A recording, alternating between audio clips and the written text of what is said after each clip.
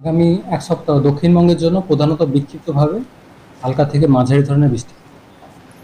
বিক্ষিপ্ত বৃষ্টি অর্থাৎ সব জায়গাতে সব দিন থাকবে না, কোথাও কোথাও থাকবে কোনোদিন, কোথাও থাকবে না, এরকম মিলিয়ে মিশিয়ে থাকবে। প্রভাব থাকবে সমস্ত জেলাতেই কম বেশি। কলকাতা পার্শ্ববর্তী অঞ্চলের জন্য বিক্ষিপ্ত বৃষ্টিপাতের সম্ভাবনা থাকবে, অর্থাৎ কোনো কোনো দিন থাকবে, মাঝে মধ্যে সব দিন থাকবে না।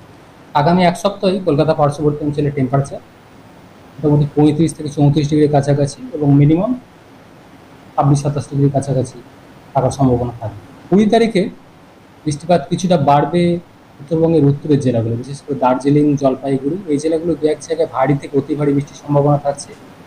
অন্যান্য জেলাগুলো দার্জিলিং, কালিম্পং, অন্যান্য জেলাগুলো যেমন কালিম্পং, কোচবিহার, আলিপুরদুয়ার, উত্তর দিনাজপুর, এই জেলাগুলো 20 তারিখে দু এক জায়গায় ভারী বৃষ্টির সম্ভাবনা।